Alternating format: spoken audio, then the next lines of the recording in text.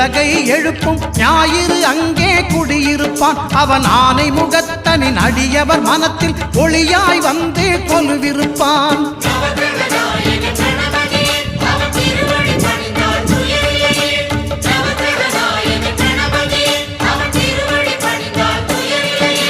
ஒன்பது கோளும் ஒன்றாய் காண அங்கு கற்பகம் என்னும் கடவுளின் மெய்யில்